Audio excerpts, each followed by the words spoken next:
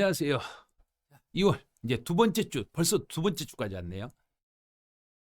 저 문제 만들면서 제가 아침에 사실은 어쩔 때는 5시경에 또는 6시경에 어쩔 때는 제가 좀 늦으면 한 7시경에 이렇게 문제를 올리고 있는데 매일매일 문제를 푸신 분들 보면은요, 참 대단하세요.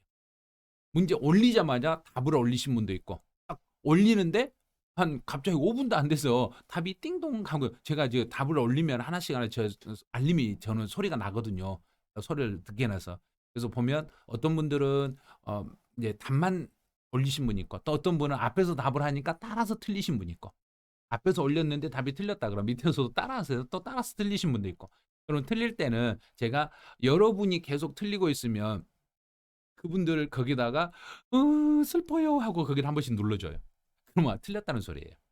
응? 그래서 따라가지 말라는 소리예요. 본인의 소신껏 하셔야지 따라가시면 안 돼요. 그래서 문제 푸실 때 여러분 스스로 질문을 찾는 연습하시고 어느 부분이 어떻게 틀렸는지 그거를 여러분 스스로 찾아주셔야 돼요. 자, 그러면 2월 7일 문제부터 같이 해설 한번 해보죠. 2월 7일은 재산세에 대한 설명으로 옳은 걸 찾아라 그랬네요. 그럼 1번은 재산세 과세 대상이 되는 것. 그럼 재산세 대상 5개. 토지, 건물, 주택, 선박, 항공기요. 여기에는 자동차와 기계가 들어가면 안 돼요. 들어왔네요. 틀렸네요. 이러면 돼요. 이렇게 풀면 돼요. 틀린 부분만 X 딱 커버리면 돼요. 틀린 부분만. 두 번째요. 재산세 대상인 토지라. 계속 나오죠. 토지라는 것은 토지 대장에 등록 대상이 되는 토지와 사실상 모든 토지를 포함한다. 그런데 토지를 포함하지 않는다 그랬으니까 틀렸네요. 이렇게 되는 거예요. 토지라는 것은 등록 대상이 되는 토지와 사실상의 토지 두 개를 더해서 이렇게 되는 거예요. 두 개를 한꺼번에 묶어서 이걸 토지라고 그래요. 세 번째, 다가구 주택은 1가구가 독립하여 구분 사유를 분리된 부분을 일구의 주택으로 본다. 맞았네.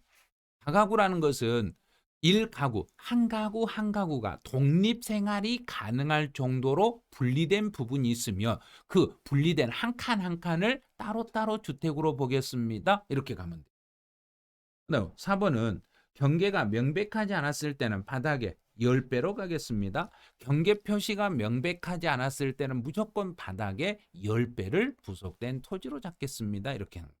경계 표시가 명백하지 않는다. 그러면 주택은 건물과 토지를 하나로 묶어야 되는데 이제 그 땅에 주택에 부속된 토지에 경계가 명확하지 않았을 때는 바닥에 10배까지를 부속된 토지로 잡겠습니다. 그래요. 5번에 일통. 일통은 자, 여기서 일구하고 일동하고 구별하는 연습해 보죠. 일구는 면적 크기를 비교한다. 면적 크기를 비교한다. 비교한다. 근데 일통은 면적 크기를 비교하지 않는다. 그럼 비교하지 않는다 그랬으니까 50% 나오면 안 되겠죠. 이렇게 푸는 거예요. 1구는 면적 크기를 비교하니까 1구 풀 때는 뒤에가 50%라는 면적 크기가 나오면 그게 맞는 거예요. 그런데 1동은 면적 크기를 비교 안 하니까 뒤에가 50%라는 크기 비교가 나오면 틀린 거예요. 이렇게 생각하시면 돼요. 객관식은 그렇게 푸시는 거예요. 우리가 여기 재산세를 우리가 직접 계산하는 게 아니기 때문에 우리는 객관식 푸는 연습만 하면 되는 거지 내용을 구체적으로 알 필요가 없는 거예요. 그래서 정답은 3번 여기. 2월 8일 문제로 가보죠. 재산세에 대한 설명 중 옳은 것으로 모두 묶인 걸 찾아라. 계속 문제 똑같은 내용대로죠. 재산세는 과세 기준 현재 토지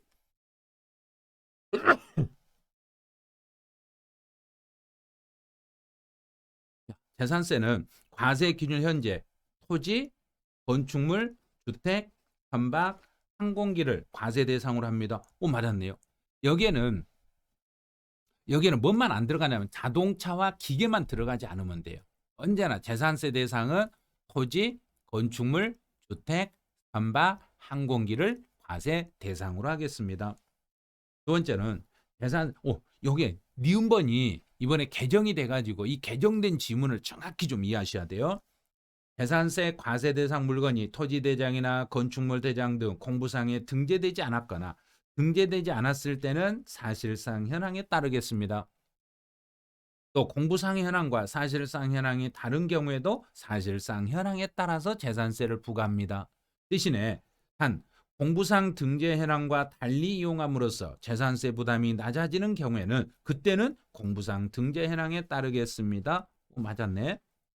네, 재산세 과세 기준일은 매년 6월 1일입니다. 5월 1일이 아니에요. 6월 1일이에요. 또 재산세는 원칙이 신고 납부가 아니라 정부에서 고지서를 보내는 보통 징수 방식입니다. 그러면 여기서 옳은 걸 모두 골라라 그랬으니까 기역, 니은 요 두 개가 정답이 돼.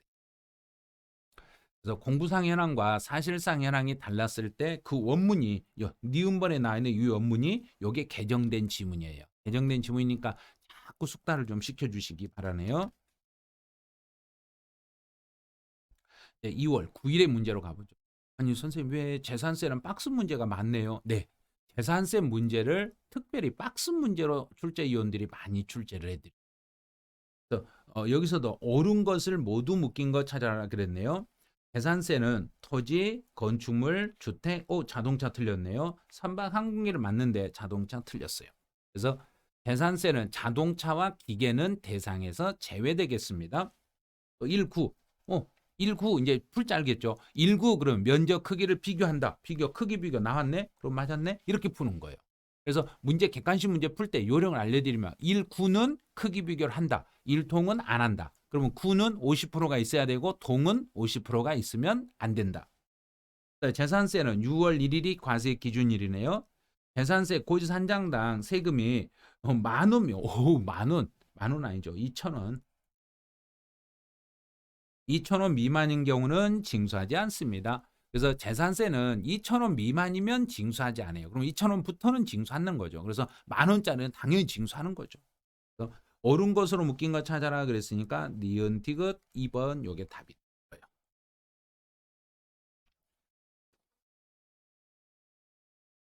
2월 10일 문제로 가보죠. 2월 10일은 특이하게 재산세와 취득세를 종합한 문제네요. 취득세 및 재산세에 대한 설명으로 틀린 걸 찾아라. 그럼 일단 1번은 취득세 과세 대상이 되는 물건을 물어봤네요. 그럼 취득세 과세 대상이 되는 물건은 우리 배웠잖아요. 부동산, 차량, 기계, 항공기, 선박, 임목, 광어권, 어업권, 양식어권, 각종 해운권, 해운권 요것들은 취득세 대상입니다. 오 맞았네. 연습할 때 이렇게 하나씩 하나 동그라미 치는 연습을 해야지 막 이걸 깜지처럼 쓰는 연습하면 안 돼요. 우리 객관식이에요. 주관식이 아니라 객관식이기 때문에 객관식에 맞는 그 문제를 객관식에 맞게끔만 연습하시면 돼요. 그러면 지문 보고 맞았으면 동그라미, 틀렸으면 X 이러면 돼요. 객관식은. 취득세는 원칙이 신고 납부입니다. 맞았네요. 재산세는 보통징수입니다. 맞았네요. 4번이요. 주택에 대한 재산세 과세 대상은 종합합산, 별도합산, 분리과세로 구분합니다. 이것도 같고 틀린 것도 같고. 주택이 틀렸네요. 주택이 아니라 여기가 토지예요. 토지에 대한 재산세는 땅에 대한 재산세는 종합합산, 별도합산, 분리과세 세 가지로 구분하시는 거예요. 그래서 토지에 대한 재산세가 종합합산, 별도합산, 분리과세 세 가지로 종합, 별도, 이 세 가지로 구분하겠습니다. 그다음에 재산세 납세지는 그리고 지방세잖아요. 납세지 풀 때 이렇게 하라 했잖아요. 국세는 주소지, 지방세는 물건 소재지. 그럼 재산세는 지방세니까 주택이라 했으니까 그 주택의 소재지를 납세지로 합니다.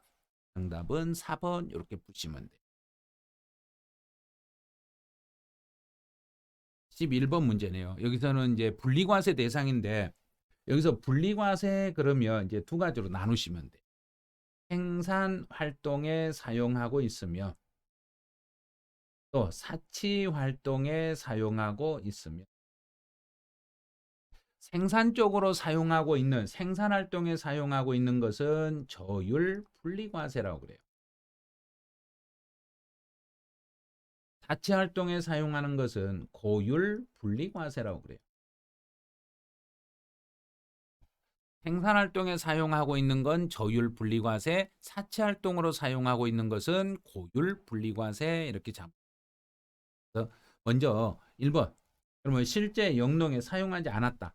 사용하지 않았으니까 너는 종합합산 과세입니다.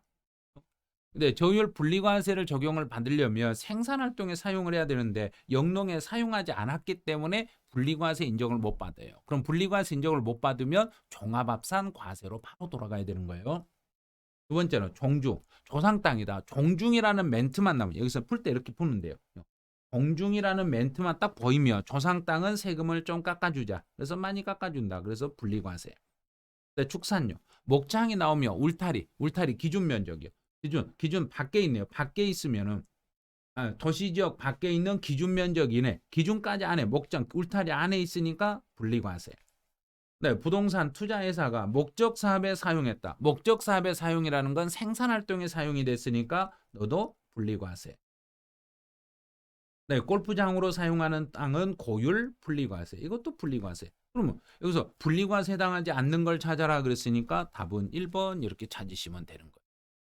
선생님은 쉽게 푸는데 저희는 너무 어려워서 못하겠어요. 그래서 어렵다. 그러면 말만 하세요. 제가 또 알려드리죠. 그래서 제가 종합, 별도, 분리에 그 구분하는 표를 밴드에다 올려가지고 연습용으로 풀어볼 수 있도록 이거 그 전체적으로 이런 땅은 무슨 과세다. 이 땅은 무슨 연습만 하면 돼요. 그래서 종합이냐 별도냐 분리냐면 체크만 하는 연습. 앞에 문장은 주어지니까 주어진 자료를 보고 생산적으로 쓰고 있으면 분리과세. 생산하지 못하면 종합합산과세. 사치활동으로 쓰면 분리과세.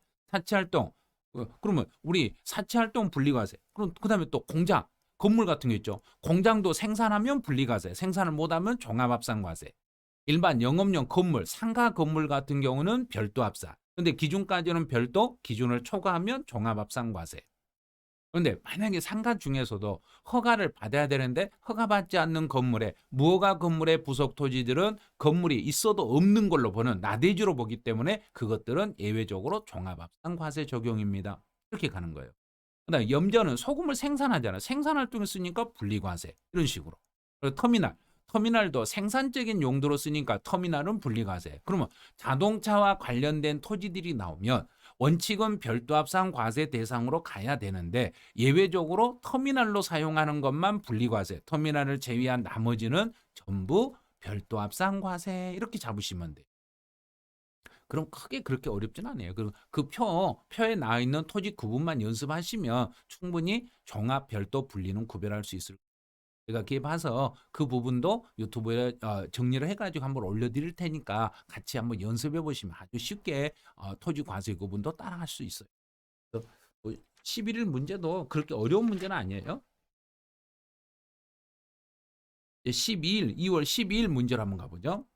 재산세 분리과세 대상 토지에 해당하지 않는 것 찾아라. 그럼 분리과세니까 저율 생산 쪽으로 사용하든 사채 활동으로 사용하든 분리과세 대상이 되지 않는 걸 찾아라. 그럼 1번 해원제 골프장이 아닌 골프장용 토지 중에서 원형이 보존되는 임야네요. 이것만 특히 주의하라고 그랬죠. 스키장이나 골프장으로 사용하는 토지 중에서 원형이 보존되는 임야는 별도 합산과세 대상이었습니다. 그럼 답은 1번이네. 염전, 소금 생산하니까 이거는 분리과세. 축산, 목장이 나오면 울타리, 기준 면적 이내는 분리과세.